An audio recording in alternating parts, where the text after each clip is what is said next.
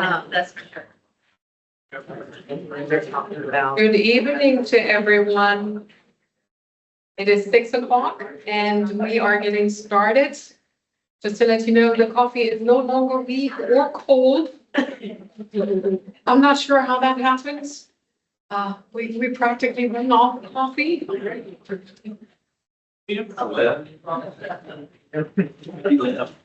think I'm going to try this mic and see if that works just a little better. Good evening to everyone. Welcome.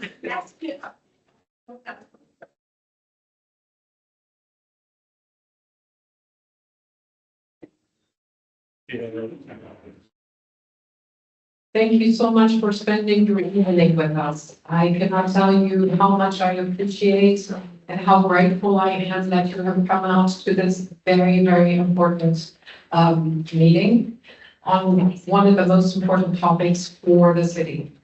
If I have not yet had the opportunity to meet you in person, let me just briefly introduce myself. My name is Andrea Berenger, and since May of last year, I've had the pleasure to be the city manager, working for a wonderfully dedicated city commission. I see several of our city commissioners in the audience. Commissioner Volkenbach is sitting in the front. I see Mayor Pro Tem standing in the back while additional chairs are being brought in. And I saw Commissioner Henry. There he is, wonderful. This meeting is conducted by staff, but as you can tell, it is of great importance to our city commission. We have several of our candidates here for mayor and mayor pro tem. And then of course, wonderful community members who know how important this is. You may remember from prior conversations that public safety and infrastructure it's the bread and butter of the city. So we want to make sure that the city is safe, but that the city can function and operate at its best. And for that to happen, we have to have a properly functioning water and wastewater system. And from what you can gather here on this slide, as soon as I forward it, infrastructure is one of my passions. I worked with infrastructure planning, programming, implementation for the entirety of my professional career. I've worked with cities, in cities, for cities for 29 years. And truly, infrastructure is the big thing. My specific focus is on looking well into the future, planning an entire generation ahead. And this is not quite what we currently are, and you will get to hear some of this evening.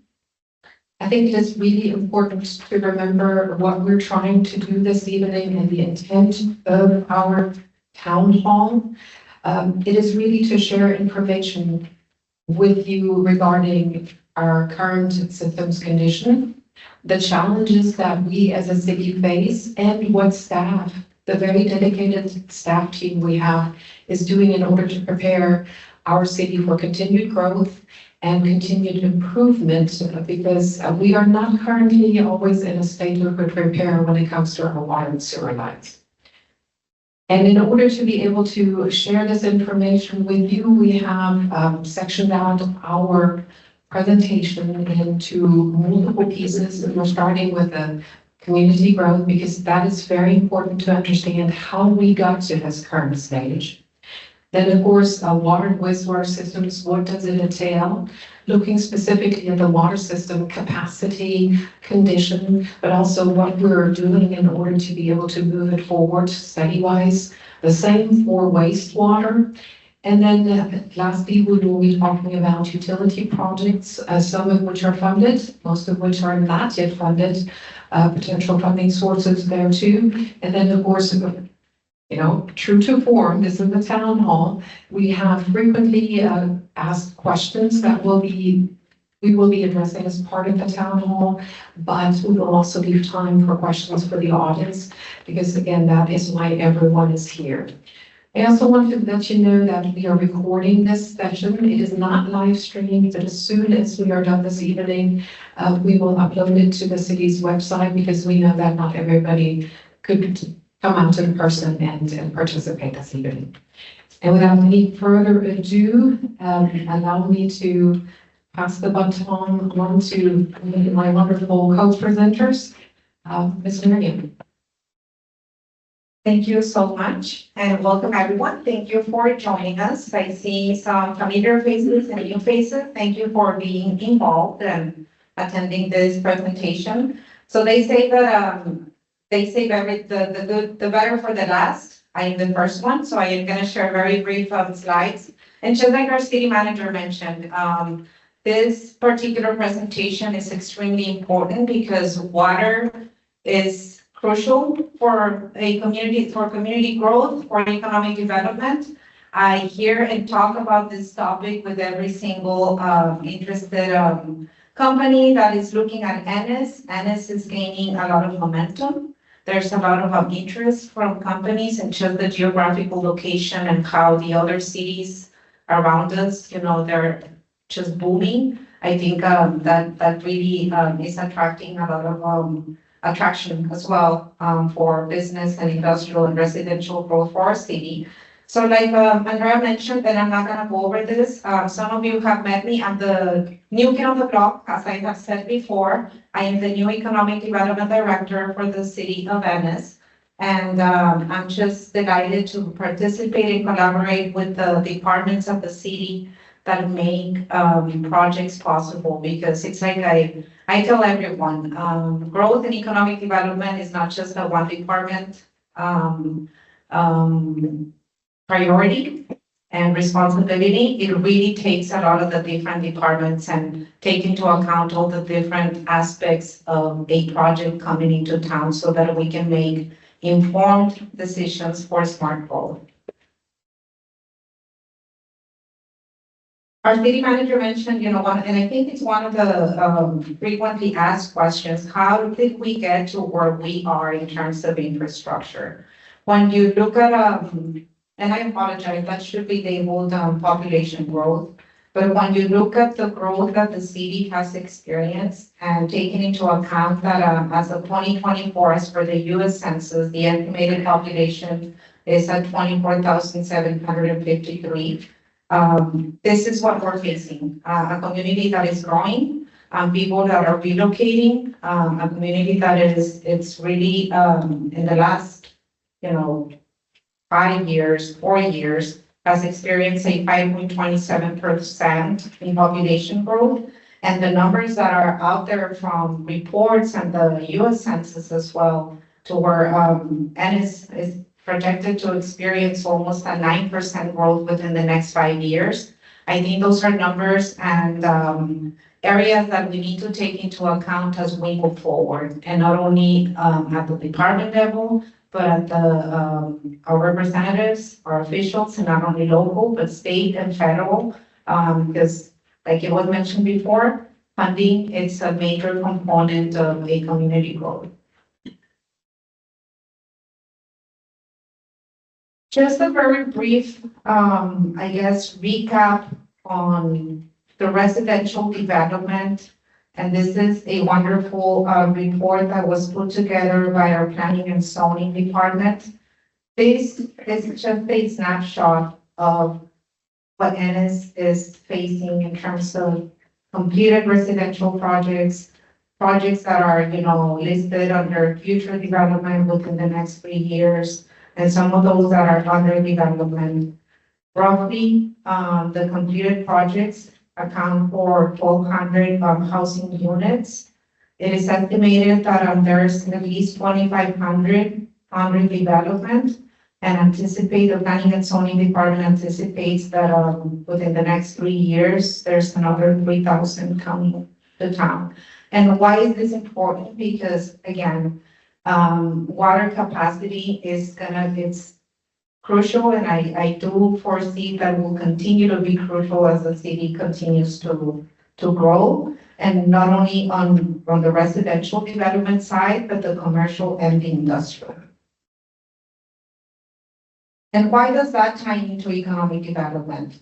Some of the numbers as well on industrial and commercial growth in terms of economic development, just in the last roughly 5 years, The city has attracted over $100 million in investment in industrial development projects.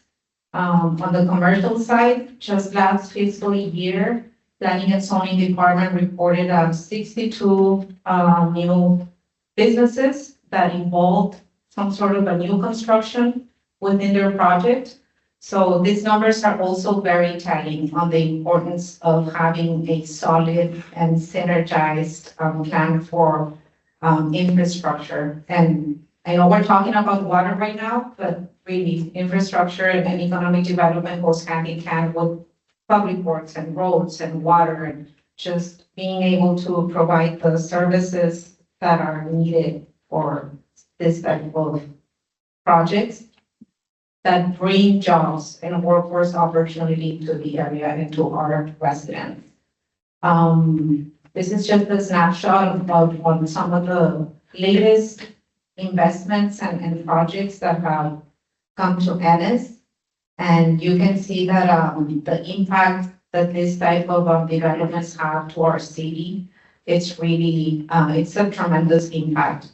And with new jobs, it's an organic impact, right? That means more spending power, and that means more potential customers for small businesses and so on and so forth.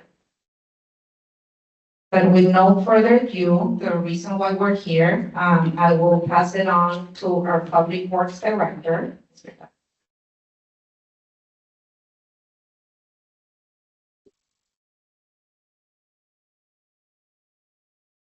Good evening. Name's Douglas Taylor. I'm your Public Works Director. I have 26 years of experience. Oh, I'm not loud enough. I have 26 years of experience within city operations, most of it within utilities. Namely, my longest term was in Grand Prairie. Been here for about 3 years. In Public Works, we manage 72 employees in the department with 3 divisions. Public Works covers most of the engineering services. Then we have utility operations and transportation services. Within that, Crystal Harness, and I'll let her come up here, is my assistant director. Good evening, I'm Crystal Harness. I'm the Assistant Director for Public Works for the utility side. I have 10 years of experience mainly in wastewater. I come from Trinity River Authority. I also have a degree in criminal justice and paralegal. Been with the city going on 7 months now, but I'm managing the collection, distribution, water, and wastewater treatment facilities. The way we're going to work it tonight is I'll take care of the water side of it, and Crystal will take care of the wastewater side of it. This is a general representation of how a water and sewer system works. You can see the water comes in from the lake, goes through our treatment process, goes out to tanks and towers, out to the houses and commercial and industrial sites. And on the sewer side, reverse, comes from houses and industrial and commercial, sometimes through lift stations, back through a sewer treatment plant, and then gets dumped into creeks, lakes, and rivers. If we were to have to replace our system currently with the exact equipment that we have, these are some estimates of what it would cost us. An intake pump at the lake would be $35 million. A new treatment plant would be about $135 million. A wastewater treatment plant would be about $180 million. The water distribution system would be $237 million, and that is a rough estimate based off the linear feet of pipe. And I'll go over a little bit of a breakdown of the cost of that here in a second. The wastewater collection system, $199 million. Elevated storage tanks. Our current cost based off of the brand new tower we have on Wadley would be about $14 million. And then we have a brand new lift station on Prairie View, what was 3.63 million. So times that by the 23 lift stations that we have, be about 85 or 83.5 million. If we add all those up, it was 1 billion. Hold on, take a look at the notes. 1,018,500,000 estimated to replace our entire water and wastewater infrastructure. Here, the average price per inch of line diameter pipe per linear foot is $30. An example, 1 mile of 8-inch main is $1.27 million. And you can see in the graphic to the side, that's our typical size pipes throughout the system. So treated water, every year, every city in Texas is required to send out a CCR report. It's a consumer confidence report. It just shows all the testing that we're required to do almost daily. And then there's a couple times a year, there's extra chemical tests that we have to do to meet state regulatory that has, radiation testing and stuff like that in it. That goes out typically around May to June of every year to every customer. Water treatment plant's currently permitted at 9.1, but because it's a declining rate filter style of system we have, we can only sustain 7 million gallons per day on an active run. Historic growth rates of about 1% per year actually hurt our projections for sustaining the water treatment plant. It was expected to be able to last till 2036. Large growth actually cut that number quite a bit. And there again, treatment plant capacity and both plants are actually determined on pace of development. In 2021, we had a study done, and it was recommended by the consultant to construct a line from the wastewater treatment plant outfall to Barville, returning some of that water to the lake, which would give us a credit on the water side. During 2021, they also recommended expanding the water treatment plant. Design began in 2023, but this year or past year, the review revealed some construction issues and compliance concerns that we currently have it on pause until we can find a path forward. We still have the money for that. We'll go over that here in a little bit. It's still going to happen. We just needed to go through the process. Here's our top water users. Of course, Ennis Power Plant takes about 16% of our raw water before it even goes into our treatment plant. Fresh Pet takes about 140 million gallons per year. And you can see here, Community Water, East Garrett, and Rice actually total together take about 37% of our system just in them.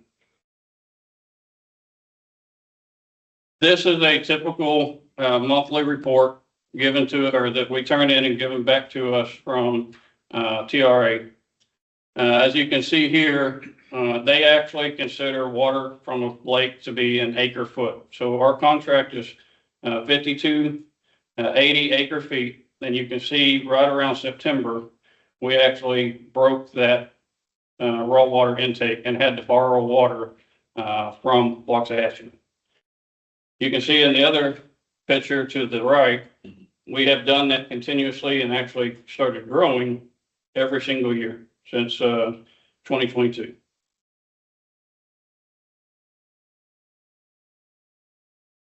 We are currently doing a regional water capacity study. This is conducted through TRA. They're going to be the lead agency on it. The study explores availability of untreated water for cities in Ellis and Johnson County.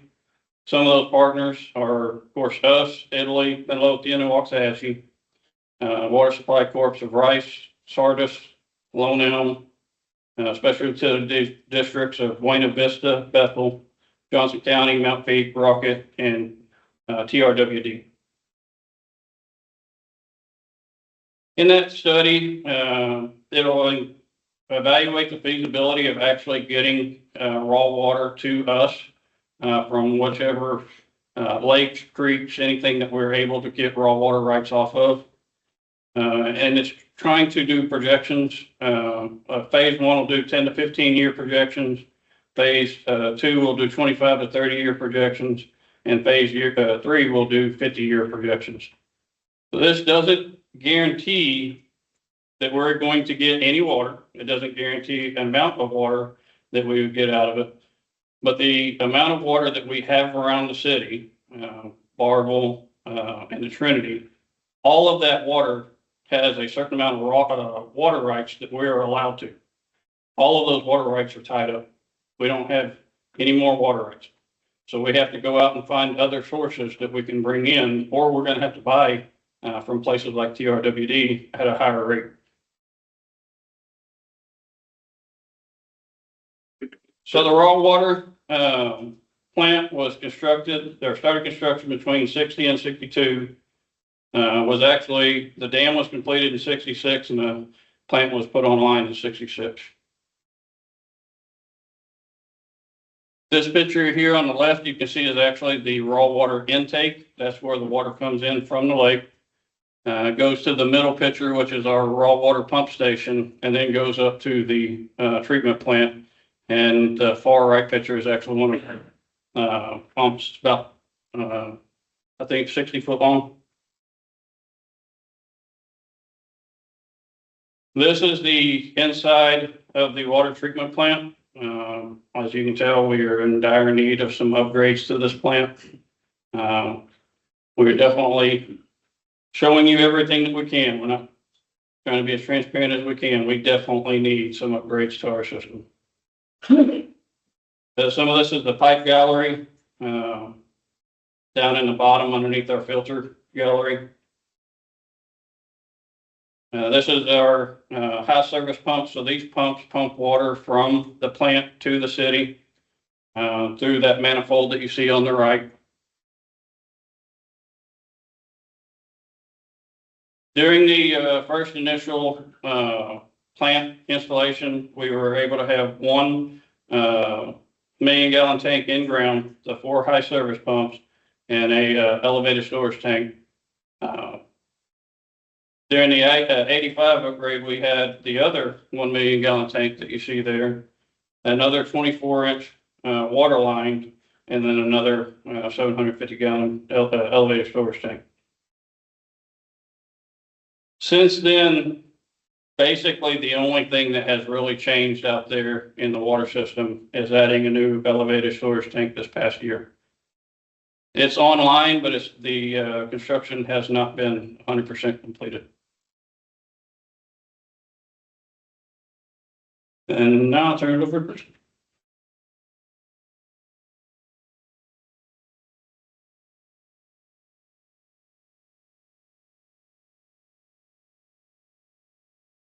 Oh, please.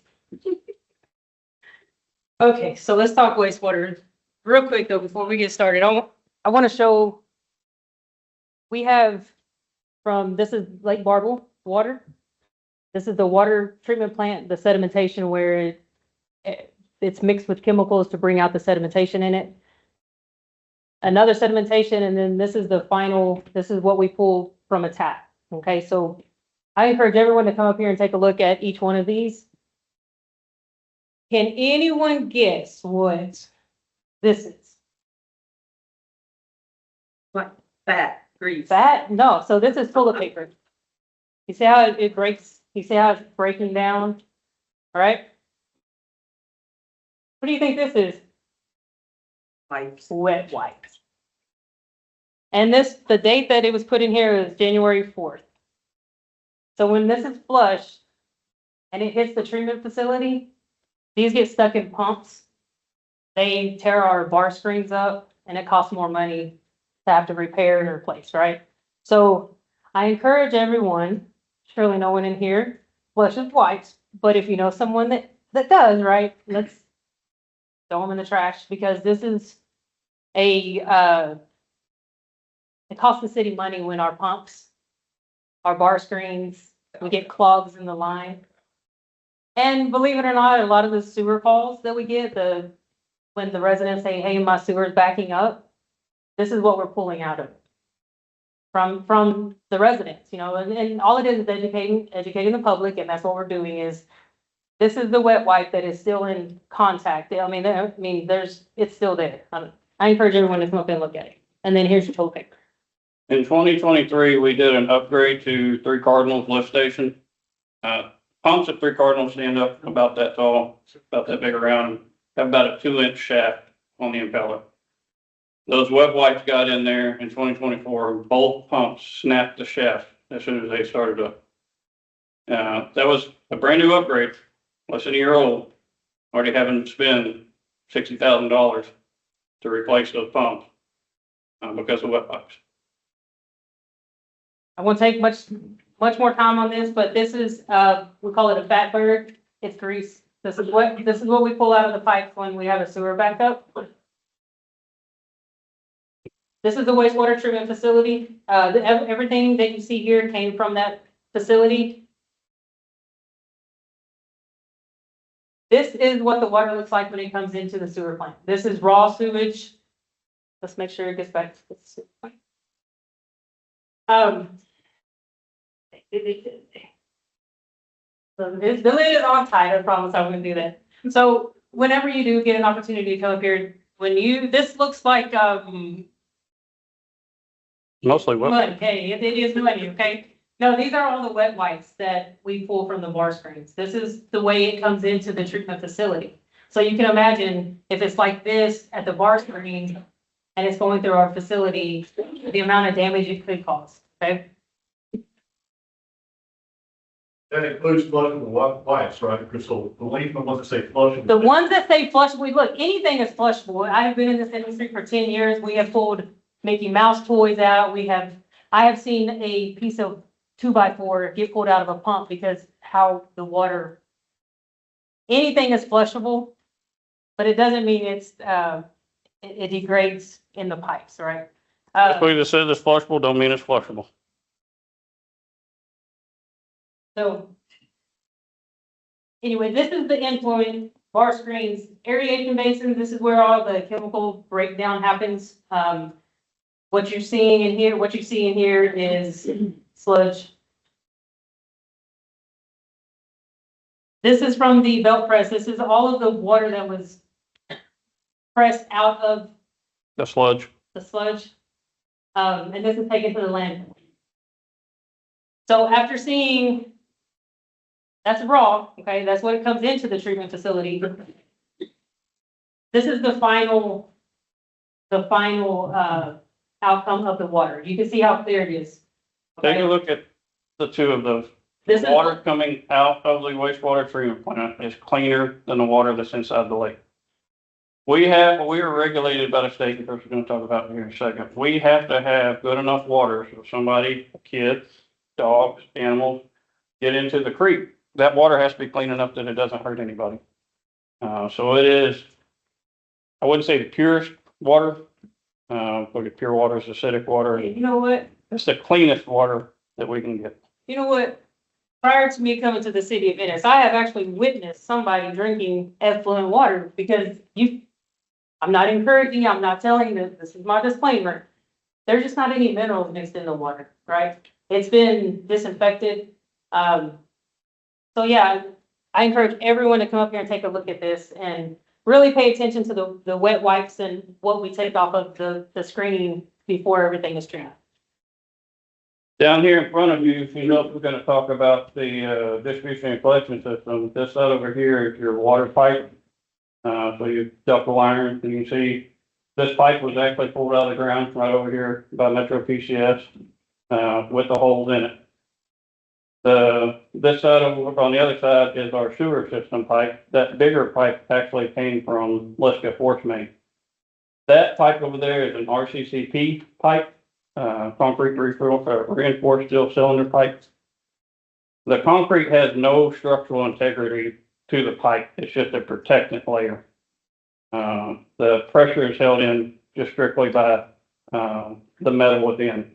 You typically see that a lot on water pipes. So it's the water pipe that actually got damaged over at the courthouse. Okay, so let's get into the wastewater treatment facility. So we spoke to the effluent, right? So the CCEQ issues a permit for the wastewater treatment facilities. And in 2025, the permit went, well, yeah, 2025, from October 2025 to November, we went from permitted at 3.1 MGD. MGD is million gallons per day. And we do have kind of a cheat sheet on the acronyms that we use. So if you did not get one, they are by the door. Again, the effluent permit is issued by the state of Texas. Our operators at the wastewater treatment plant use it as a guidebook, right? But you test the water, and if we aren't meeting permit, we take, we have to take action. We have to report it to the state. Operators are doing a fantastic job at meeting permit. Basically what that permit does is it holds the city accountable to ensure the water is safe enough to discharge for aquatic life, back to our rivers, our creeks, and our lake.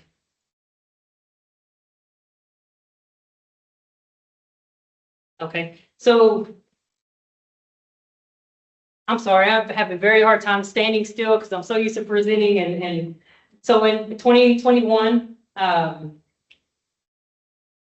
they requested to have a permit upgrade, a study done.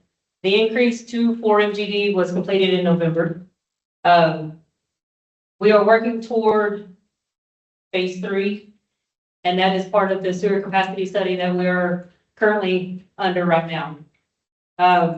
From 24 to 27, phase 4 is not yet initiated. We're looking to increase to 5 MGD because of the growth of the city. Then we go into phase, in 2027, we'll go into phase 5. Again, that has not been initiated. So what we see here is a chart of the wastewater treatment plant flows. You see the blue line is the influent. That's the water that's coming from the city into the treatment facility. The effluent is the orange. So you can see year over year the increase on the influent because of the growth of the city. The orange, you can see the effluent. It does differentiate because the Ennis Power Plant also uses some of our effluent for their process. But you can see the growth from 2020 in a 5-year period, just on the influent side, from 20 to 25. So the sewer capacity study that we're currently under, we're getting a lot of questions and everyone wants answers, and we are, I promise we are working to get those answers to everyone for the capacity study. But what the capacity study will cover is it's a projection for 5-10 year for build out. So we know, okay, if we're seeing the numbers now, where are we going to see in 10 years from now? And how can we plan ahead on the growth expansions of the wastewater treatment facility? Of course, it's collecting the flow data. We're going to have a hydraulic model developed. And then it will help also with our capital improvement plan, CIP. The hydraulic study, so at the treatment facility, at the wastewater treatment facility, we have what's called an EQ basin. And those are used for extra capacity. However, because of the size of the facility, we can't use them the way they are intended to be used. So this will also assess those EQ basins and how can we improve the capacity at the plant at this time. So we are looking at wastewater as a whole, the whole collection system as a whole with the sewer capacity study. Okay, so what you see here is a map of all the meters that we have throughout the city, and the different colors that you see, the pink and yellow and green, those are basins. And basically what that is we had to split the city into different locations because we have lift stations and things where the water is flowing. But all of the red dots that you see, that's where we have all, those are where the flow meters are inside manholes, currently collecting data as we speak. We're getting numbers. You see the two blue, 13 and 14. We did add those. That was to try to, so the 13 and 14 was that we don't have any effluent flow meter on, Ennis Power, and we wanted to see how much volume was coming from them based off the amount of volume that they're taking from our water treatment plant, sewer treatment plant. So that could help us determine that whole basin, what we needed to do in the future. Do we need to, upgrade, let's go the double capacity, or is it perfectly fine? So that was added in to try to capture that flow, to determine that area of town. Thank you. If I stayed up, anyone? No, I think I can handle it. Thanks, Bud, Doug, appreciate it. Okay, so this is the sewer capacity schedule from start to finish. We started collecting data September of 2025. Then you can see February 2027, we're looking to have a wastewater master plan and a CIP in place. We do meet with the engineer firm that is currently assisting with the capacity study. We have bi-weekly meetings with them. We're looking at numbers. We're thoroughly involved with the firm, especially on a bi-weekly. So you can see the project task schedule from 25 to 27. So we are 100% in on this capacity study. Where can we improve? Where can we save money? And how can we help with the expansions of the wastewater treatment plant as the city grows?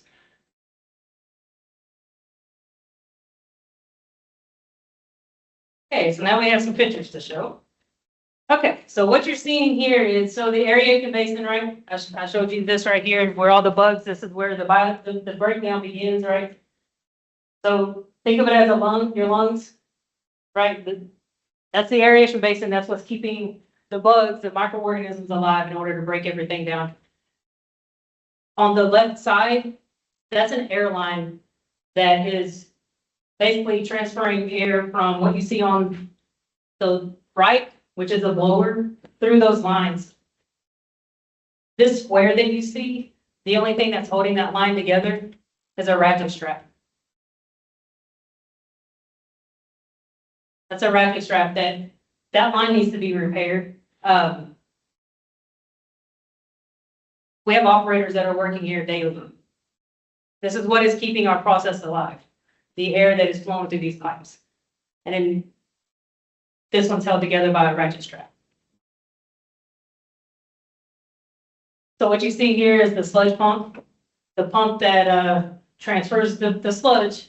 We actually, when was that, maybe August, September?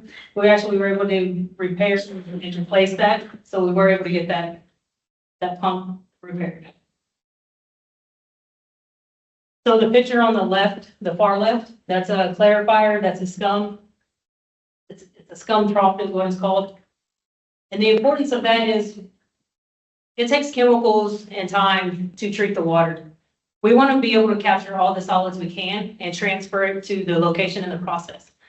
With the holes that are circled, we lose that. So we are retreating and retreating and retreating the process because it's not capturing 100% of the solids. The middle is the SO2 is sulfur dioxide, right? That is a very harsh chemical, and that's the building that it's stored in. The picture on the far right, those are pumps that are, there's a pump galley, I guess you would call it. Yep. Down Down inside of a building that our operators have to go down and maintain. They also need some repairs. So the belt press, you saw the solids. That is the most important. Remember, wastewater treatment plant is look at it as a human body. If you can't process solids, you can get the plant can get backed up, it can get sick, right? So what you're seeing here is the belt press. It's a very critical part of the process. We were able to repair the rollers that are on the conveyor, so the belt, the sludge cup is put on the belt presses it and sends it out on the conveyor. And we just got that repaired October, they completed the repair in October. So the wet weather events, the picture on the left side is a normal day, normal operations. The picture on the right side is a wet weather event. Remember, we're rated at 4 million gallons. The picture on the right, that's 7 million gallons. And this is the current capacity study that we're under right now. This will allow us to assess the situation, the process as a whole. With the I that is coming into the pipe. I is infiltration and inflow. So anything that's coming into the treatment facility from the city contributes to that.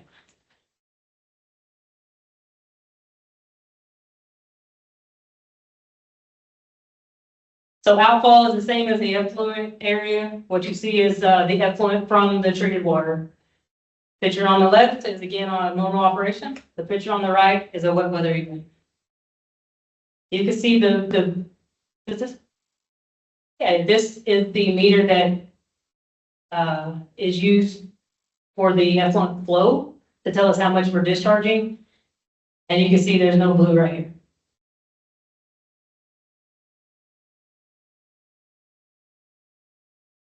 Okay. Distribution and collections.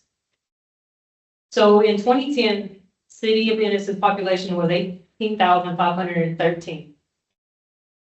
In 2024, it's 24,753. In 2010, we had 4 crews that work our distribution and collection department. In 2026, we have 4 crews that are still answering these calls day in and day out. What I'm getting to is population has grown and we still have 4 crews that tackle the water leaks, the sewer calls, the 18-inch line that, right? So this is basically an overview of activities from 24 to 25. And I'm not going to go through all of them. The water main repairs. In 24, we had 276 with 4 crews. In 2025, we had 476 with 4 crews.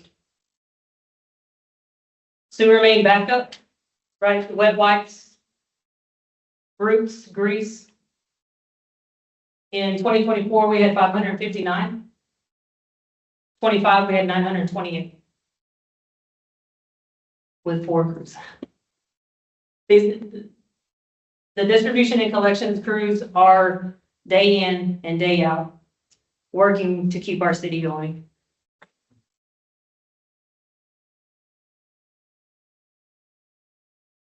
Again, the distribution and D&D collections distribution, they also tend to the water distribution. So we have a total of 8,700 water meters and 11,415 unit connections. The fire hydrants have to be flushed according to TCEQ. The city has to flush fire hydrants, and this department takes care of 1,288 fire hydrants, flushing dead end fire hydrants, making sure the chlorine residual, everything is safe for our drinking water. We have 187 miles of water main in the city of Ennis. The collection side, which is sewer, on the sewer side, we have 23 lift stations. Again, collections and distribution crews also maintain those. They're checked, if not every day, they're checked every other day. The inspections, so we have we do have a lift station crew that goes out being that there's 23 lift stations, if they get tied up on one inspection, that's why I said if it's not checked daily, it's checked every other day, because they are going and making sure pumps, I was out there the other day and there's floats inside these lift stations that keep the pumps on and off. It got so tangled up. We were out fighting, when I say a ball of rags, a ball of wet wipes that were just entangled in with the floats and it wasn't allowing our pump to kick on. So after a heavy rainfall, it can overload the system, again with the lift stations.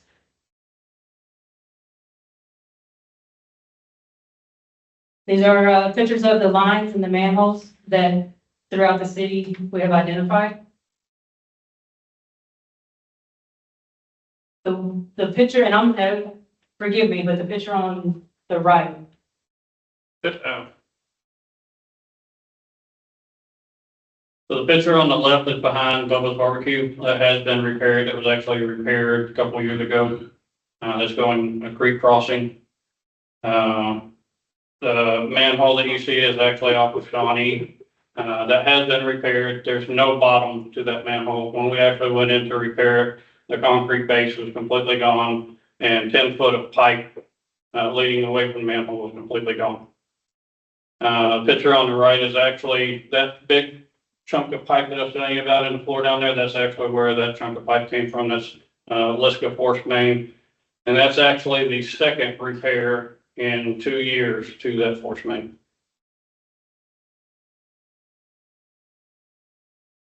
This is, we're talking about lift stations. So the picture on the left, the big, say a big hairy looking monster, that is wet wipes. Those are your wipes that are entangled with grease and everything else that's in a lift station that comes from how the toilets are flushed. The middle picture is it's a control panel, but the shape of it, if you're not familiar with it, what the control panel should look like. That's an accident waiting to happen, and I believe that was repaired. Yes, so it has been upgraded, but that was the state of our control panels that our employees are working in. Yes, they have mark flash training. Yes, they are very aware of the hazards but that's the reality of it. The picture on the right is a picture of a pump, I'm assuming. Country Club. So that's a country club lift station. So I know we had some odors over a country club that we responded to. And those are the pumps that are in those lift stations. Sorry. And these are just more pictures of what the lift stations actually look like. And then what a lift station does is it carries from, let's say, over, I know there's 3 Cardinals, what is the neighborhood?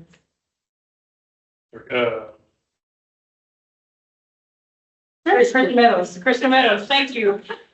So a lift station would take the sewage flow from that area. It goes into the lift station pumps it into the city and then onto the wastewater treatment facility. That's what a lift station is for. And we have 23 of those in our city. And I will hand it back over to Doug.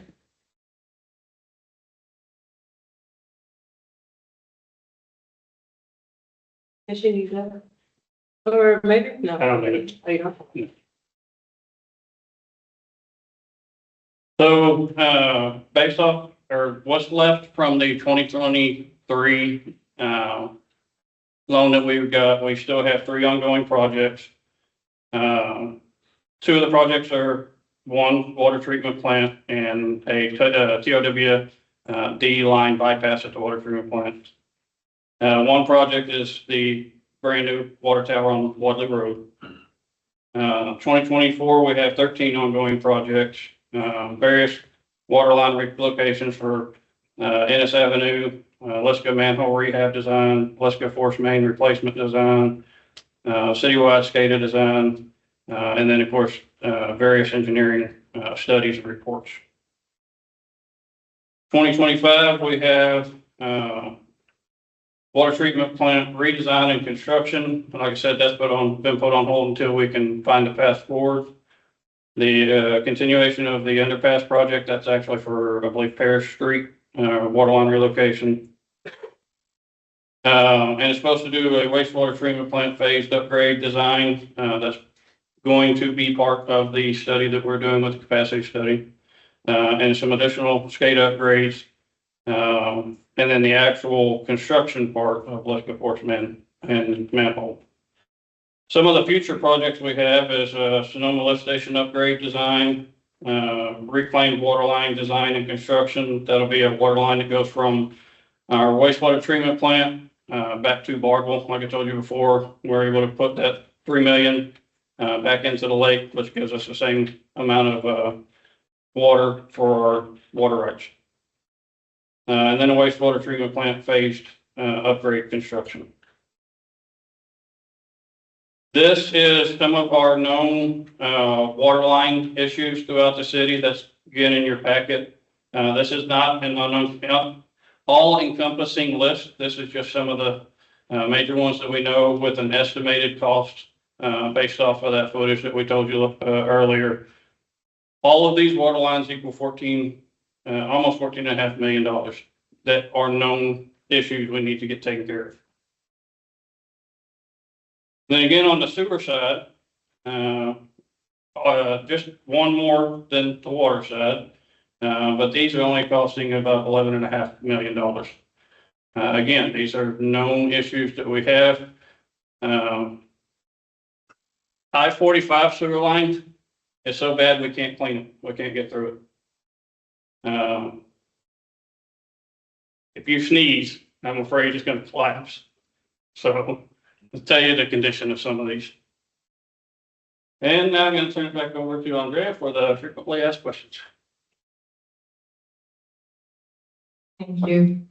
If you take nothing away from today's meeting is pipes, clog pipes, no matter how often it says it's flammable, they're horrendous for the system. And as you can tell by the presentation, we have some awesome staff who are truly dedicated to keeping the system running, even in some not so ideal circumstances. And I do appreciate what we do.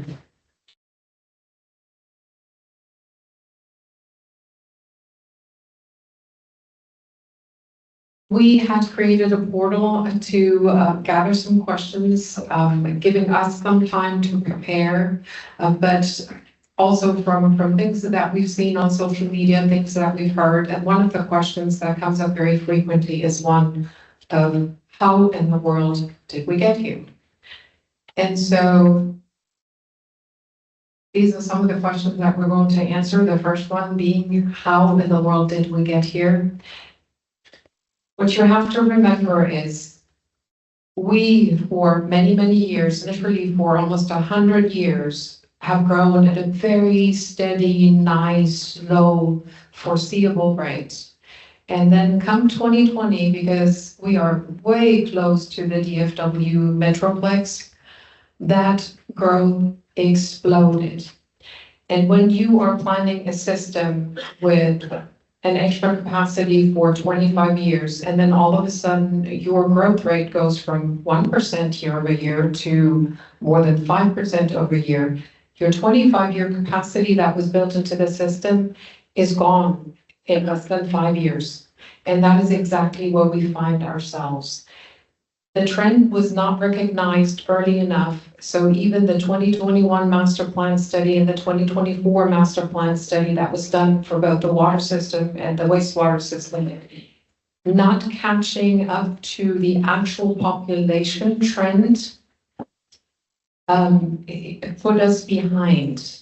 We are behind, but yeah, you can see the growth. And then you see as the orange line overlaid, that is that year over year explosive growth rate that caught up with us in 2020.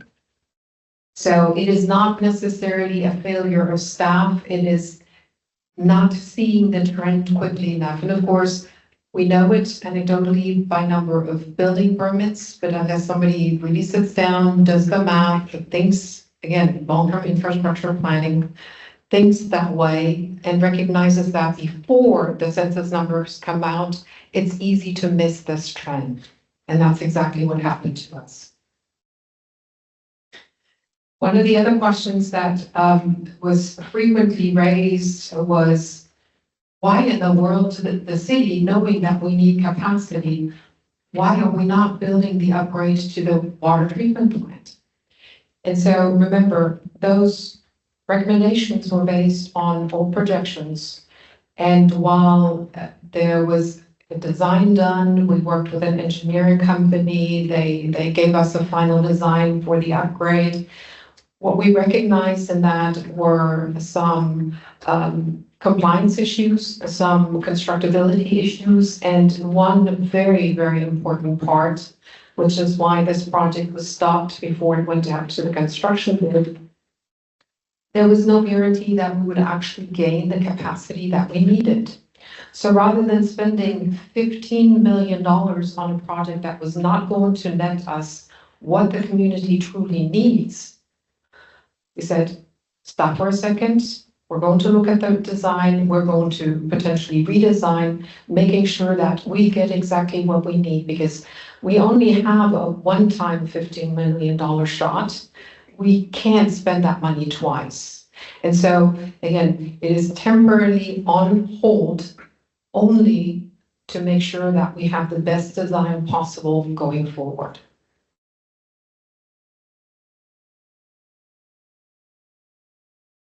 Industrial pretreatment, this actually came in right through the portal. Somebody was asking, what are you doing to control what our industries and our commercial customers are putting into our wastewater, and particularly into our wastewater treatment plant? So it is heavily regulated by the Texas Commission on Environmental Quality, and we have a specific position within our wastewater treatment plant that does nothing but coordinate with our identified industries. There's testing, there's inspection. We have to share all of those records with TCEQ. Again, highly regulated.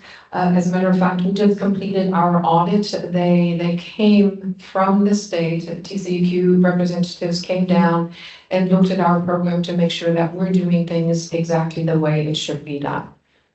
So just know that nobody gets to release terrible things into our wastewater that our wastewater treatment facility would not have the capability of treating. Another question that was asked, and of course, there are so many modern technologies. You heard our water treatment plant was really put into place in 1966, while our wastewater treatment plant is not far behind. It's also very old. We are operating on older methodologies. I am so glad to report we're not a trickle filter anymore. There's still a few trickle filters left. For everybody who's ever worked in the field, trickle filters like ancient. We are a step above, but we're not UV light disinfection or ozone disinfection. This is certainly something that we look forward to as we design future upgrades for the wastewater treatment plant. But right now, what we need is that incremental improvement, because you saw the replacement cost. It's easy to say, let's just wipe the slate clean and start all new. As a matter of fact, I got really lucky with my last city work. That was exactly done because the facility was so old it could not be updated. It was a trickle filter. Here, we will work towards incremental improvement, but we are taking those new methodologies into account.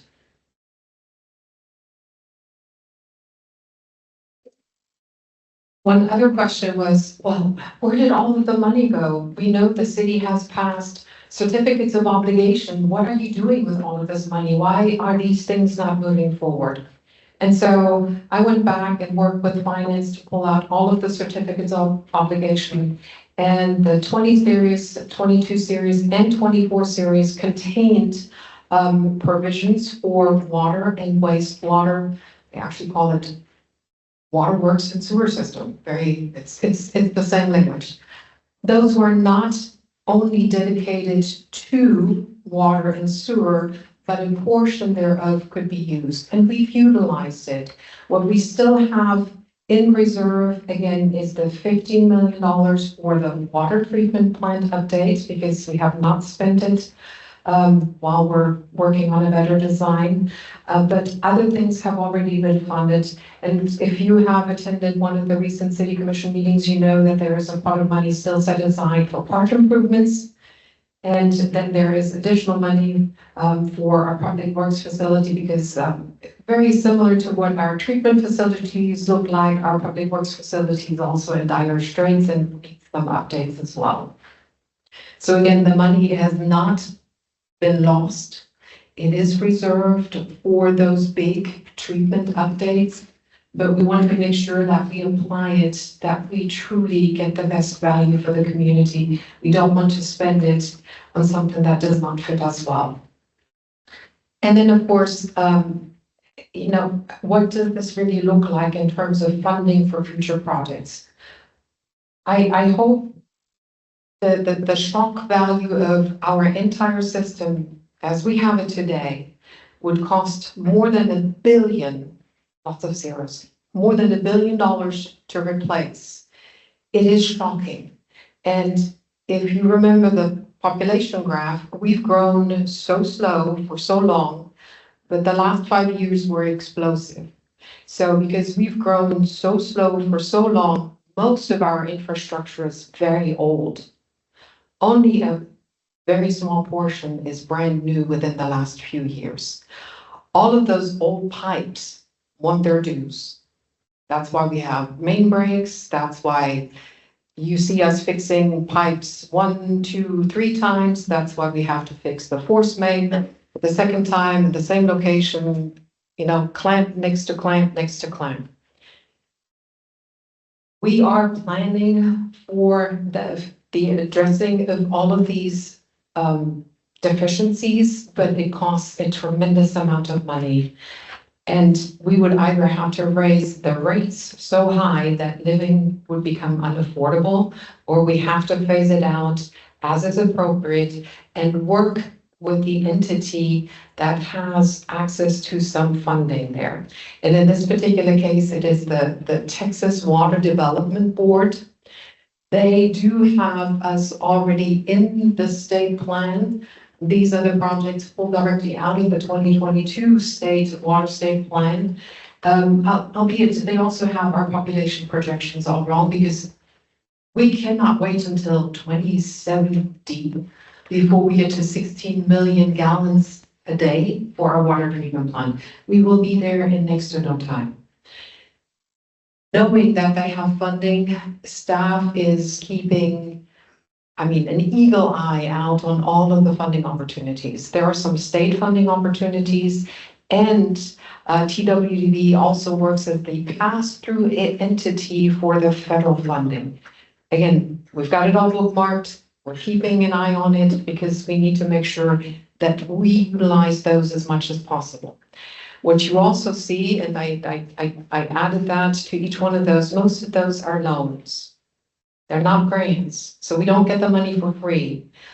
But in most cases, those are subsidized interest rates, and they help us tremendously, because if we can get it for a third less than market rate, if we go out as a city for a certificate of obligation on our own, it's a market rate interest rate. If we work with TWB, we can get much better conditions for those loans and longer terms, which allows us to do this. So again, funding, it's going to take a lot of money, but we are keeping an eye out on any possibility we can have. Smaller cities sometimes have an easier time. We are at that cusp of just being big enough to have fallen out of a lot of the eligibility requirements for some of the funding. Yeah. Yes. And this is new, I don't even know if you're aware, but we did work with, a firm, and we found a grant that we will be applying for. The application opens in March and closes in July, so we are actively gathering the information that is required. It does cap at 15 million because of the population of Ennis, but we are, like she said, we are actively looking and we were able to locate one. And as you can tell by the list of projects, we're ready to go. We know our problem locations, even while we're still working on all of the condition assessments underneath it, because that is, again, one other item that the city is working on, having a proper asset management system with full condition information so we can better keep track of what needs to be maintained at what level at what time. One of the other questions that was asked was utility rates. So are you looking at the utility rates as a city? What are you doing to make sure that the utility rates sustain the system, can continue to grow the system? And we are actually working with a specialized consultant on that. There's a contract that we're currently working with. It was entered into in April of last year. It really helps to look at the system as a whole, to understand the needs, to know what capital projects will be coming down the line within the next few years, and then looking at how can we gently raise the rates, because the last thing you want to do is not do this for a number of years, and then all of a sudden our residents would be hit by 10, 15, or 20% increases. That does not make any sense.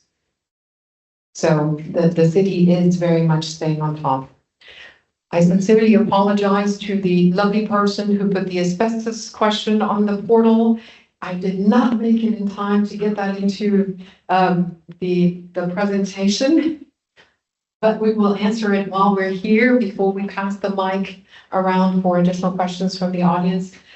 One of the questions was, do we have asbestos pipes and what are we doing about that? And I'm going to hand the mic over to our lovely Public Works Director because he's much better suited to answer them. So the question actually referred to the repair last November at the courthouse, and whoever posed the question actually was mistaken on the type of pipe that was used for that. That was the RTCP pipe. That was that concrete reinforced steel cylinder pipe. That's the pipe that's down there, right there. Like I said before, that's just, the concrete is not structural integrity. It's just there to save and protect the pipe. There's concrete on the inside and the outside. The asbestos pipe, we do have an estimated 21,500 feet of asbestos pipe in the ground. Asbestos pipe, all that pipe is perfectly safe. The only time asbestos pipe or even lead pipe becomes dangerous, one, and when you're doing repairs, the dust from asbestos is what becomes dangerous. Drinking water out of that pipe is protective. Biofilm inside of it's perfectly safe to drink. It becomes unhealthy to the contractors or our crews doing the repairs. Lead pipes the same way. We all know about Flint, Michigan with the lead pipes. The reason why they actually had problems with Flint, Michigan is because they switched their intake from one river to another that they knew they had issues with water quality. It turned their water acidic and actually removed that biofilm from inside of that lead pipe, allowing the lead to leach into the water. All of our pipes are perfectly safe. Are they the greatest pipes? No, they're old pipes. They're the best that they could use back in the 30s, 40s, 50s. But they're still safe to use, still safe to drink. There's nothing, we sample almost daily. We do extra testing a couple times a year. State comes in at least every 3 years to do audits on us on our water side and wastewater side. There's absolutely nothing wrong with our water system or the pipes that we drink out of. Thank you, Doug. Are there any questions from the audience? I'll gladly come to you with a mic.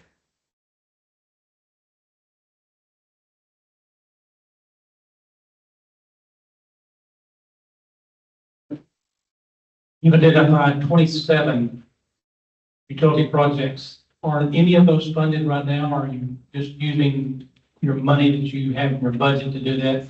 Are you I'd talking, like for you to identify the top 3. are you talking about on the handout? Yes. None of those are currently funded projects. What's your top 3? What's the top three, Lisa? Water or wastewater? Oh, Can we go, let me look at it, and have somebody ask another question, and we'll come back to it.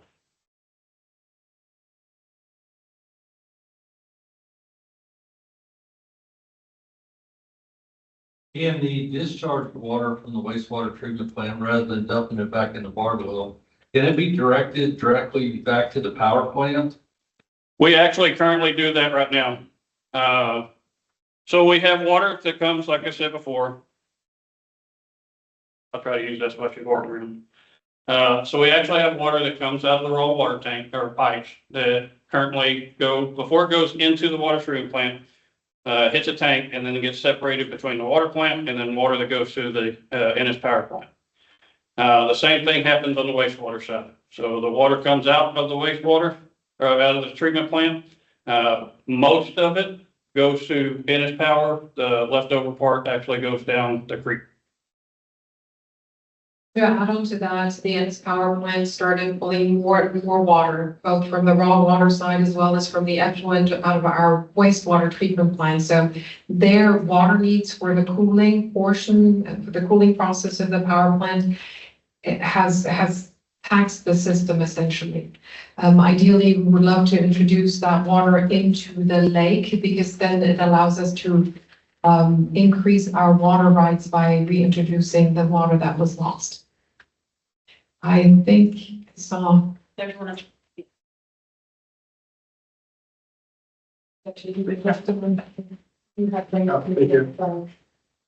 So I'm aware that aging systems have disproportionate maintenance costs, but for the latest year that you have fiscal data for, what percentage of the maintenance spend was covered by utility billing? That is an excellent question. Utility billing is actually funded out of its own entire fund. So all of the maintenance activities were funded straight out of the utility billing coming from the revenue. And was it sufficient to cover, or did we spend more than we collected? We did not spend more than we collected because by state law, we're not allowed to do that. Now, if you ask me a follow-up question, are the investment levels sufficient to sustain the system? No, they're not. Real quick, to answer your question about the water lines, actually would be the top three most expensive. The industrial, the Kaufman water line from industrial to 1911 South Kaufman during the whole ordeal back in November. That was the area of line that had the most breaks, number wise. There's a ton of breaks on that line. And so that's one of the reasons why that one does it. Of course, Avenue A and Gilmer down Preston, because we want to replace Preston Street. That's one of the big things that everybody wants us to do is take care of that project. That would definitely need to be done before we do Preston Street, because you don't want to go down a street, replace any asphalt or concrete. 2 days later, because of all the vibration from all the equipment, bust the line, have to dig up that brand new street. So that would be the next one. And then of course, Water Tower 1 Loop West, that is a loop that would continue the 18-inch water line from Tower 3 to Tower 1. And then I'd actually like to continue it back around to Ennis Avenue on the south side. Actually, it's a little further south than that. That would basically create and finish the loop around the system. And I know previous administration was already working on that because that's why we did the 18-inch water line. Yes, my question is why wasn't the MGD to the return water completed? I know in the developments that were going on out there off 287, I thought it was in the development agreements. Maybe it wasn't. If it wasn't in the development agreements, why wasn't it completed? And if it wasn't in the development agreements, are we going to hold the developers accountable for not completing it? So it's easy to get some of these crossed. The development agreement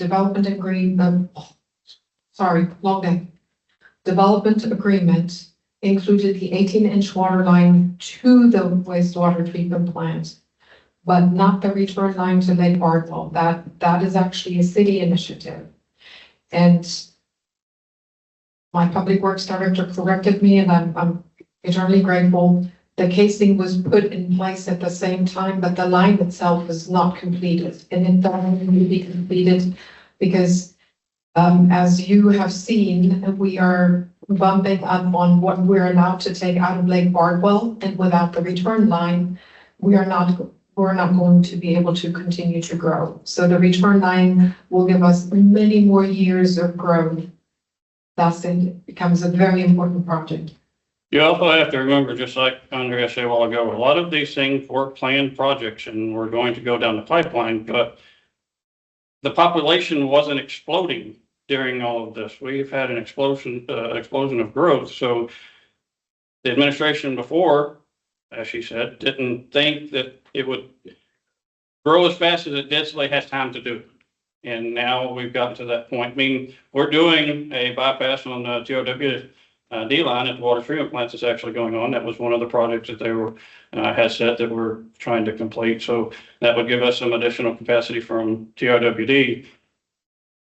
The honest answer is the growth got ahead of it, is what it looks like. So it's in the pipeline to be done, it's just. Yes, Okay. yes. Sorry.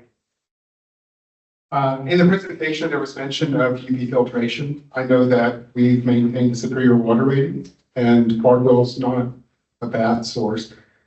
Is the reason that's being discussed, is there a plan to return the effluent back to the influent after UV filtration so that the water re-enters our treatment? So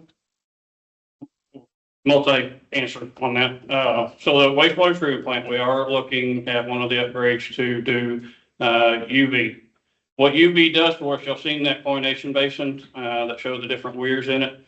UV actually shrinks the amount of area that's used for that and can potentially grow the amount of volume that you can get through there. So for a cheaper price than just adding another chlorination basin, because then you don't have to do added chemicals, things like that. So that's one of the reasons why we're looking at UV. And with that, yes, we're already looking at returning the effluent to the Bardwell Lake, which then would in turn, over time, go back into the influent of the water treatment plant. As far as the water treatment plant, we currently do use activated carbon in the water treatment plant. In all areas that we can upgrade, save money, save space, space is limited, we're going to look at every avenue that we can. And honestly, that's what takes so long to make projects go through. Is a lot of engineers can attest, got a lot of them in here. You don't want to go, 0 to 100. You need to do, study, make sure this is the right thing to do, make sure that, of course you have the money to do it. That takes some time to go through. And then actually have the contract drawn up to have a contractor do it. So we want to make sure that we are doing it in a process to save the most amount of money for the citizens, because that ultimately gets us more stuff. The more money that we can save, the less we have to spend, the more money we can spend on other lines or, other equipment or other people. And I hope I answered your question. Real quick on the sewer side of it, while microphone's going back. The I-45 line number 2, that one is one of my high priorities because that one hooks to Silverton lift station. Goes from the east side to the west side of I-45. It is a known very bad issue. So that is definitely one that we would want to take care of and probably upgrade while we're doing it, just so we could have more capacity in the future.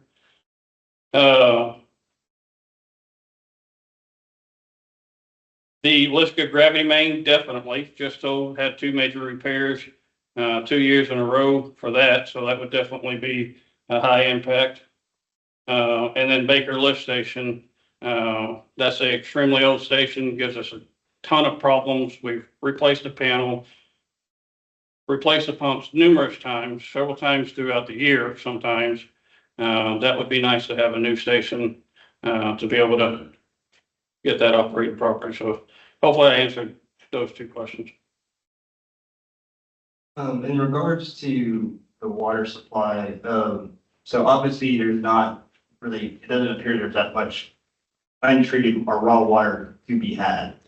So wouldn't it make more sense to reach out to somebody like Dallas Water Utilities that has a treated water system that goes as far as South and Hutchins and be in conversation with them to possibly get a pipeline to get treated water from them and purchase that from them to supplement our treated water system?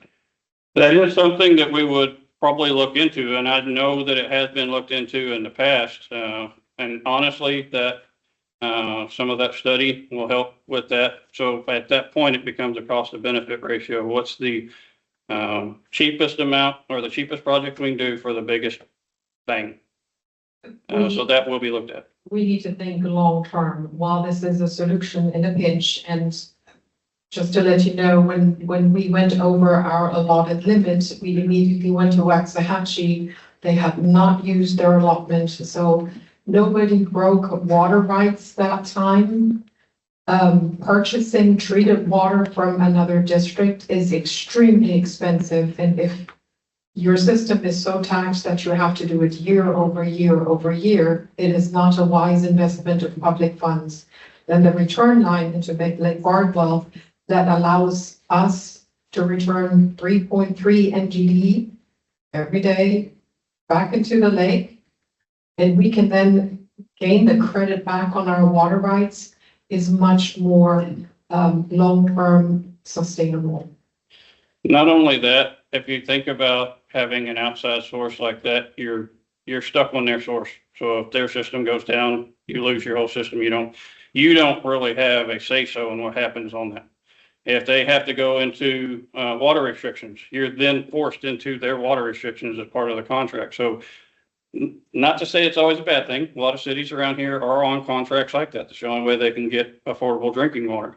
But I would hope that we could find alternatives before going to that route that would be better for the citizens. Multi-part question, bear with me here. You're sending the water back to Bardwell. Are they going to require type 1 or reclaimed water standards coming from your wastewater treatment plant? We actually have a current permit for that, so we would have to follow all the permit requirements for that. So are you going to have to make any upgrades to the wastewater treatment plant currently to meet type 1 or to meet reclaimed standards? Not yet. You have a conventional plant, correct? Huh? You have a conventional plant. Yes. Okay. So any upgrades required to meet those effluent qualities? Not if we use what we currently have. Obviously, we want to do upgrades because we know we're obviously near the capacity. And we have a permit right now. If we had the line in place right now, we could return that amount of water to the lake right now. So we meet all the requirements as of now. But if we obviously want to do some upgrades just to have more capacity.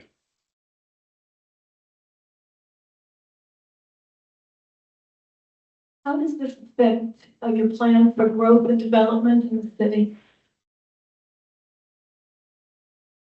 I think I will take that question. We need to catch up to the growth trend as quickly as we can. As you could see, we're both limited in the amount of water capacity that we have in Lake Bardwell, and we're also limited in the amount of sewer capacity. So the regional study, in combination with TRA and several of our partner cities and municipal water districts, is paramount to potentially looking at an additional water source, in addition to the return line that needs to be built sooner than later, albeit, faster the better. The sewer capacity study, just from the first blush of those data points that have come back, we see some system improvements that can be made to kind of get us through that first hump while we're working for funding for additional improvements. But yes, Miss Sally, we're gonna have to get cooking, in other words, because we want to continue to grow. The growth will continue to come our way from the Dallas Metroplex. We have a beautiful community and word is spreading. Thus, our our infrastructure system just simply has to catch up. And a lot of the city's focus is on catching up. We need to make up for the 5 years where we actually did not react to those growth trends, although they had become visible. And no, there's no magic pill there. I wish we had a magic wand. Can't go back 10 years and do it over, but we will work as fast as we can. And we are extremely grateful for some of the developers that are actually in the room tonight for giving us the patience to go through this process so we can make sure we're doing what's best for the city and best for them. I'm now part of the anti-plat committee. This question more is for the city, I think, than for y'all, but you pointed out that this is a real problem and it costs us money. I saw in Dallas threatened to ban plastic bags in Dallas because it was causing a problem with pollution in the environment. Can the city, is it possible for the city to ban wipes that are not degradable?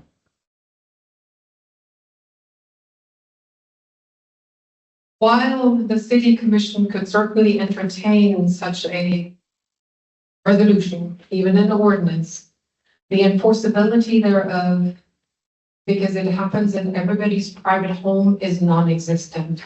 So ideally, rather than coming in with a hammer and passing an ordinance, we need to continue talking about wipes, clog pipes.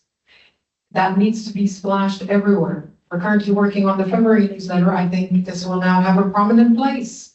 Not only will there be a recording to this evening's event, but it will prominently again say wipes, clog pipes. They're lying to you when they say it's flushable. It's not. Again, passing rules that can't be enforced is counterproductive.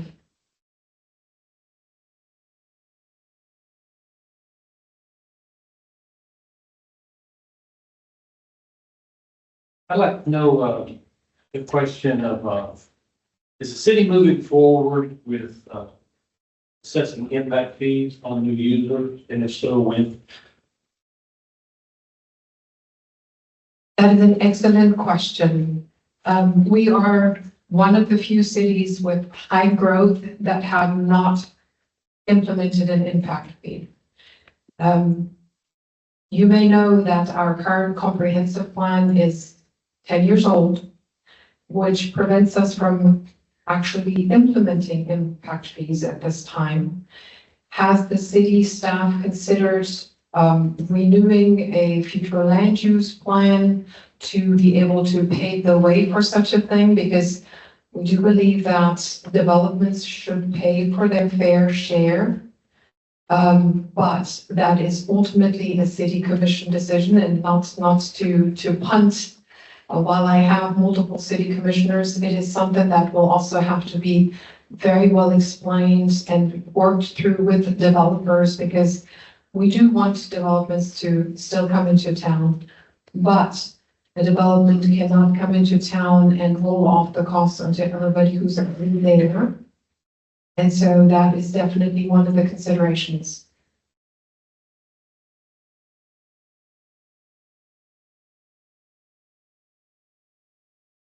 I noticed early on in the presentation, the electric plant is one of the largest users of water.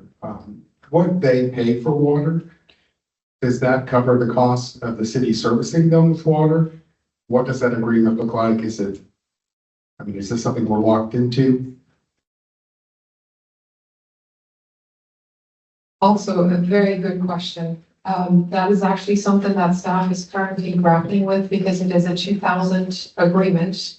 In 2000, as you can imagine, the operational cost to treat water was considerably lower than it is now. While there were some escalation factors worked into said agreement, they have not held up with the recent increases in both labor and supply costs that we've seen, particularly since 2020. And so this is definitely something that needs some further investigation.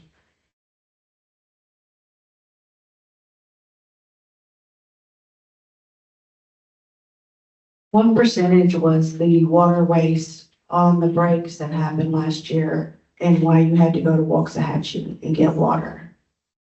What was the percentage? What was the percentage that was wasted because of the water breaks?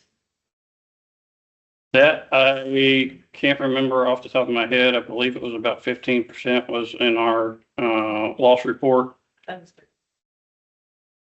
Not all of that due to main breaks though. So our percentage on water loss takes into account any unmetered water. So any of our city buildings that aren't metered, any of our parks that aren't metered, any main breaks, any fire hydrant flushings that's not accounted for. So to say that 15% and to say the amount that you're asking for would be very hard to determine. Now, we could, I don't have it on me, but that would be the amount that we turned into the state for citywide.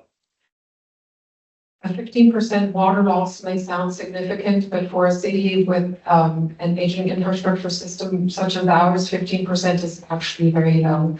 I've seen it as high as 40%, and then we would have a significant issue because we're literally wasting treatment resources and staffing time and plant capacity. But in this particular case, 15% is very reasonable. She also has one. And then to answer the question about going to Waxahachie, so we reached out to the city of Waxahachie due to the water rights from Bardwell Lake. That was the reason we went to Waxahachie, was to ask if we could. So the way the water rights work is you have a total amount of water in a lake that we can use for drinking water, right? That's a small percentage of the total overall volume. So you take half of that, give it to Waxahachie, not exactly half, but you take half, give it to Waxahachie, the other half we have here. So when we went over that amount, Waxahachie had not. They had used other sources to where they didn't use all of their volume. So even though we went over our allotted amount, we could borrow from their unused amount and still not break the permit, if that makes sense. Two-part question. First part, why are our city facilities and parks not metered? And why are we not doing more to properly educate the public about more efficient ways to use water in terms of landscape irrigation? So the second part of that question, real quick, I want to answer quick. So as I said before, I come from another city. She came from TRA. We actually wanted to do this town hall sooner. We want to do more outreach. We're already talking to some of the commissions that are on the school board to try to reach out to schools, both young and older. So we want to do a lot more and are going to do a lot more community outreach. You'll be seeing a lot more of that coming soon. And I will tell you that I personally, if the collection distribution has a water leak call or anything to do with the water, and I'm talking to the resident, there was one that there was water in his meter box and there was no leak. What it was is he was over watering his property. So because the ground holds water, right? You can kill grass by overwatering, you can kill a plant by overwatering. There's a lot that you can do, but we give them literature and talk to the resident. So that is one way that we are trying to communicate the water usage as far as water in your yard and how often you should and how long you should.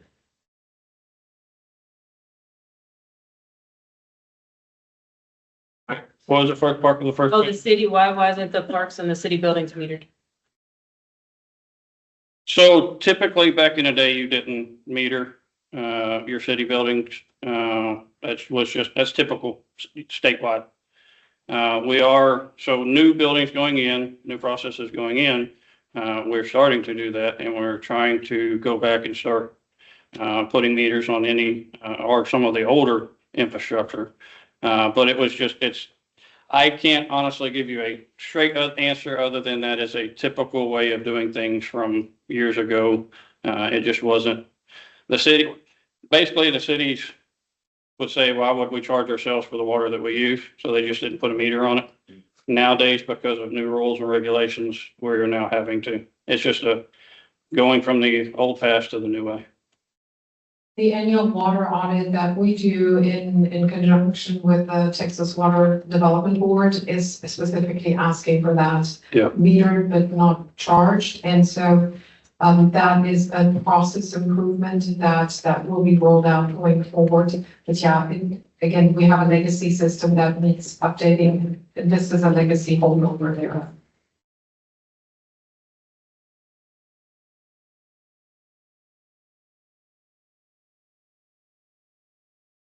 With everything presented, worst case scenario, what are our citizens' financial impact that they could be facing from all of this?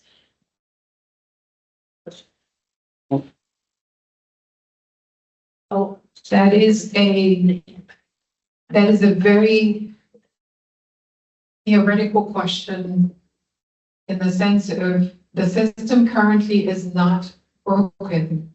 So while we showed the 1 billion plus replacement value, heaven forbid, we don't have to replace it all. What we want to do, and that is part of the utility rate studies that are undertaken, we want to make sure that we invest enough in the system to continue that state of functioning and slowly but surely increase the level of good repair rather than what we currently are, but not do so to a point where it's impacting our residents. And did that kind of answer your question? Because it's very, I mean, if we had to replace the entire system now, luckily we don't, but that would bankrupt the city, it would bankrupt all of our residents, and that is not something that we could do. So we need to think very strategically, what can we improve? When does it need to be improved? And the particular point there is long-term planning. We can't just plan for the next 2, 3, 4, 5 years. We need to look even further into the future.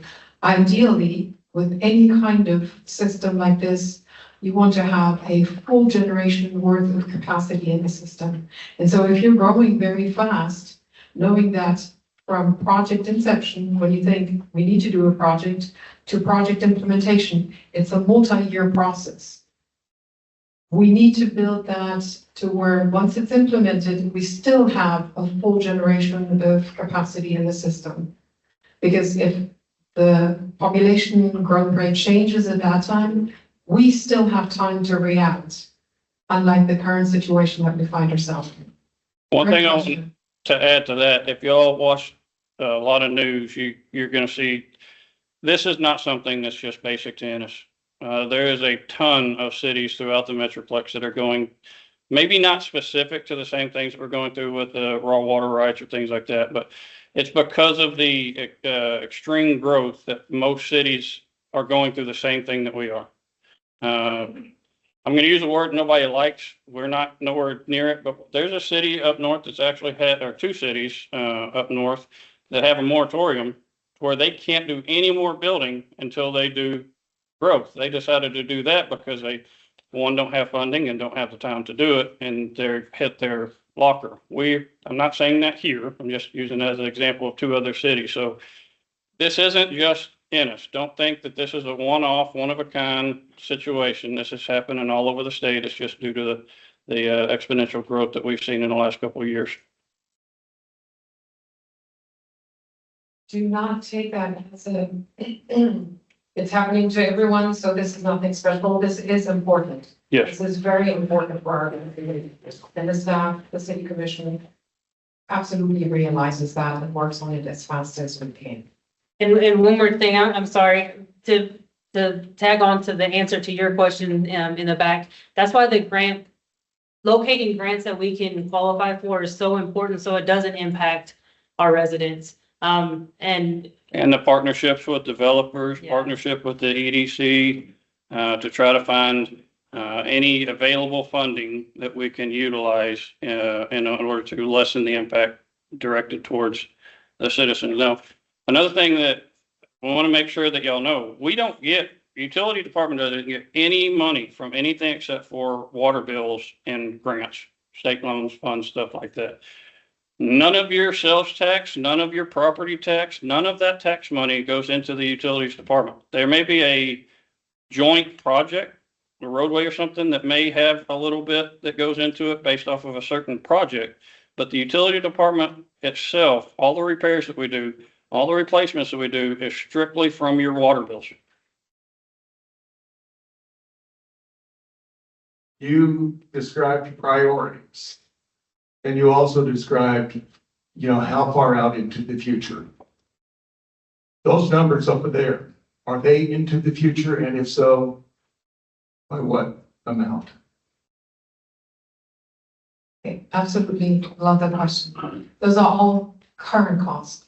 So the city has not, but will in the future have a capital improvement plan specific to roadways, specific to water, to sewer infrastructure, to where we have a solid 5-year plan, another 5-year outlook, and then additional discussion. And in that capital improvement plan, the cost year over year will be escalated. And because inflation fluctuates, I've seen inflation at 9%. For the longest time, in all of the 25 years before 2020, it was a solid 4.75%, both labor and material cost year over year increase. We no longer have that playbook, so we have to go back and look at those numbers every single year. This is just current cost. This is not escalated into future cost yet. Did that answer your question? So these are baseline numbers. These are baseline numbers, yes. This is an estimate too. This is estimate, based off of the amount per foot per inch diameter. So this does not include engineering costs that are another 10% on top of that. These are just estimates to give you a round ballpark number to see what we're working with. As we do each project, we go into in-depth studies and investigations to get exact measurements, exact footage, exact known conditions of valves, T's, all that extra stuff that goes into it. So these are estimates and as close as we can get in a ballpark without having those things done. I understand, but there is a projection of useful life here, correct? And if so, what are we looking at in terms of useful life? What is that? What are those dollars getting us in terms of useful life for each one of those 19 projects? I think I understand your question, and that is exactly where the city will be heading, that we will cost out life cycle costs and appropriately plan, which is not something that we have done in the past.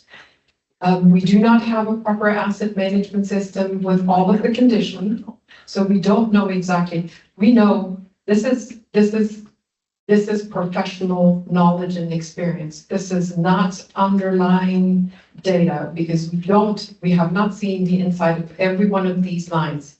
We just know we have to go fix it too many times. It's broken. So we're still working on that asset management. The life cycle costing that you were speaking to, that is the next step. You have to give us a little bit of time to catch up with technology. We're working. Well, I understand, but we've got to understand that those numbers are not a solid number. No, they are a starting point for that discussion to showcase. We already know about all of this, and we don't yet know the condition of so many other ones, and they could cost just as much, if not more. And the longer we wait, the more expensive these projects will become. I understand, but let's just look at line item number 18, that Cedar 8-inch Cedar to Kaufman, $2 million. How long is that going to last? So if How long will when all is said and done, is Cedar to Kaufman going to be good for 5 years or good for 50 years? it depends on how well it was constructed, how well it was inspected by the city, what soil conditions are in place. So the maximum lifespan of a cast iron is usually 70 years. Okay. The newer HDPE, not quite so long, good. Texas clay soils are like the death sentence for anything in the ground. So they will never, ever last 70 years, even on the best of days.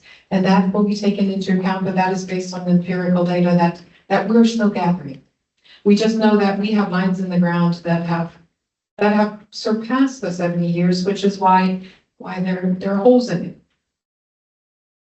it. And we are working with staff to do a rating, a criticality score on our assets that we do have. So we have not had that implemented. We have started implementing the criticality score on equipment and training staff on how to grade or have inspect it.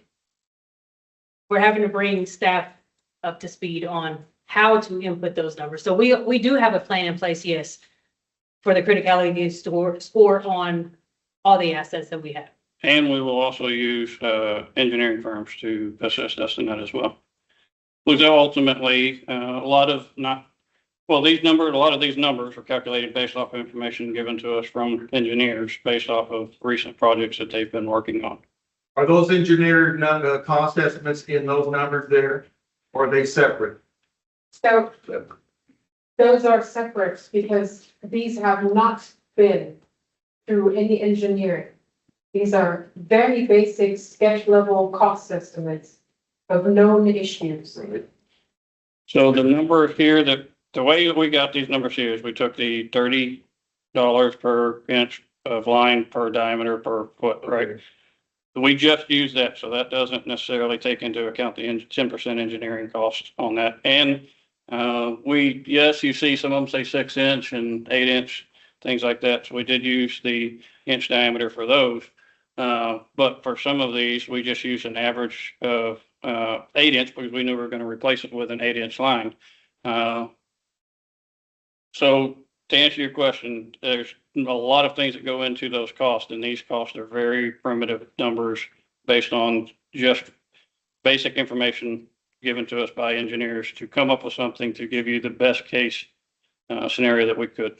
And I think if I may add as well, I think a lot of it has to do as well with the type of investment and industry that we're attracting. And that's why it's important that the city and we're initiating this, that we align our future land use, plan and have a better idea on the type of investment and activity that the city will be attracting. Because I'll tell you, whenever we meet at the EDC with a prospective manufacturing company, the type of operation that they're considering is crucial to the future water capacity that the city will need. It's not the same to just look at a map and understand that there are certain sections that are zoned industrial, but we don't know what type of operation will be coming to the city.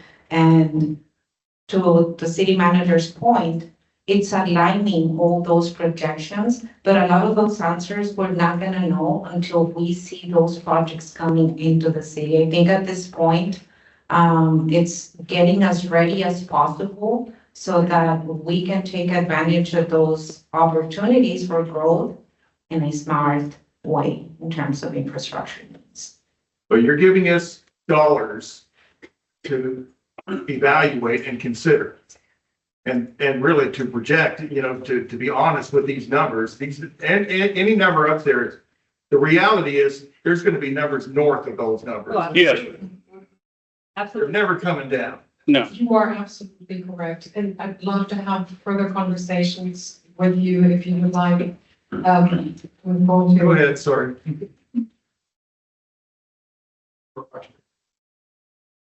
I think grants are the low-hanging fruit that we'd all like to see materialize for this kind of stuff. Does the city have a grant writer? Will be listed the services of a grant writer to help us find money for these projects? And if not specific grant projects for water, are there grant projects for other city initiatives that would allow us to free funding up to move towards water? And So this goes very much back to an earlier question you had, where I said the utilities fund is an enterprise fund. It stands on its own. It is fed by its own revenues. So we're not pulling from general fund. We're also not pumping any utility funding into the general fund because we want to keep it within the utility system. At this point in time, our funding structure, our investment levels, our rates do not quite allow for the growth that is needed, even with the distribution and collection crew, when we said we have 4 crews and we had 4 crews in 2010, we have not grown the amount of revenue in order to be able to hire a grant writer. I will get on my soapbox for just a moment. This current budget year was very difficult. We had to shut down the department because there was a loss of another funding stream. We also had to take out multiple other currently vacant positions and not refill those because the sales tax did not come in as previously projected. And so we are already operating at a skeleton crew. Now, do each one of us have the skills to put forth a grant application? Absolutely. But at this point in time, we do not have the funding to hire a specific grant writer. Ultimately, we would love to get there. This year was not the year. And to answer your question about the grant writers and all of that, I sent Crystal to a grant school to help, not to say that she can do grant writing, but to help with grant funding and stuff like that. Hate to put her on the spot. We also have. My best to do what I can to find grants to get from. We also have engineers that are working with us to help find us grants. We get not daily, but monthly newsletters from the Water Development Board, APWA, that gives us grant availability. Up until recently, it's a new year. Most of the grants from last year had just ended. So we're starting the new year. A lot of new grants are coming out. We will be applying for a lot of new grants. You just said one's coming out in March for us. So to answer your question, we don't have anybody on staff specifically that can do grant writing, but we have a lot of avenues that we are looking into, COG and other things to get those grants.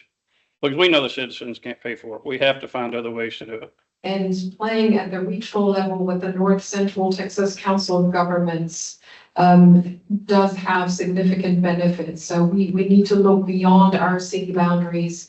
Every once in a while, there is a grant opportunity that is promoted through the COG, and we need to take advantage of that. But I also see Ms. Miriam standing over there. She's got awesome news. Yeah, so I mean, just to give, I guess, a bit of an update, and that is a very valid and such an important point, because every municipality, there's a lot, and when I mentioned during my presentation, the importance of having a presence and advocacy at the state and federal level, it was tied into that, because there's funding that's available. Texas is one of the top 1 state in attracting foreign direct investment, but at the same time, municipalities were facing some of these issues, right? And that's why the importance of having that. At the EDC, we are, a corporation that is run, and it's pretty much under the city commission, but we have the ability to, since we have a fund that is dedicated to economic development, we have the ability to, be able to attack this type of issues and needs. The corporation is a team of 2 right now. We just recently posted and I do want to go back to what our city manager mentioned about how the importance and how we have the need to reclassify positions and reorganize some of the, priorities and duties and responsibilities of departments. We were able to do that with an approved position that was approved by the board and the commission way before I got here. We reclassified that particular position so that that individual could assist. And again, this is not a full-time position. We need to understand that most of these grants are very competitive. Every single city is competing against, for this state and federal level funding. A part-time position for grant writing is never going to be enough, but at least it's one small seed that is being planted. I will tell you, there's a lot of interdepartmental collaboration. We have had great conversations. The EDC has started working very closely with with almost every single department of the city to be able to identify these opportunities as well. We have had numerous conversations about, hey, there's this project that, could possibly qualify for this particular grant. So I think that's a good start to getting to where we need to. But in a nutshell, yes, those are some of the news. We are gonna have someone that's gonna have a shared responsibility in at least, being able to identify the funding that is available. So here, Andrea was talking about this a while ago. Here's some of the different, we actually have the lead service line replacement grant that's actually in works right now. We're actually in the process of getting an engineering firm to assist us with that. All we gotta do is select one, essentially. You have community development block grant that are available. So to answer your question, there is a ton of things out there. And we welcome the opportunity. Anytime anybody sees anything, if y'all want to send it our way, we will look into it, we'll dig into it, and we'll take everything we can. Just know there are some limitations to some grants that doesn't allow us to either apply for because of our median household income or population or things like that. But we are trying every way we can to not use city dollars and use grants or other avenues of funding. Any further questions from the audience? Again, thank you so much for spending literally 2 hours of your evening with us. Staff will stay. Please feel welcome to look at the beautiful displays we have right there, to look at the beautiful drawers. I think they're very, very illustrative. Thank you so much for taking an interest in your community. I hope that this evening was helpful to you. But before y'all go, our new public works office is over at 115 West Brown Street. Chris Willis is the assistant director over utilities, public works, all public works, streets. Anything you have a question about, we have Junior, Mel Casillo back in the back. Up here, Junior. Deepa Modi, which is our city engineer. Please come ask us, come talk to us. If we can't talk to you at the time that you come, get with one of our office staff, they'll set up a time. We want to have as much community engagement as we can. You're going to see a lot more coming in the future. That's just what I love to do. Fixing to go up to Perth on February 10th to do a SCADA conference with one of the engineers dealing with that. So we're trying to do as much outreach and community involvement as we can, because that's the only way we're going to get all of this taken care of. Thank you. And if you ever have any doubt that there is dedicated staff at the city, doubt no more. Again, thank you so much for spending your evening with us.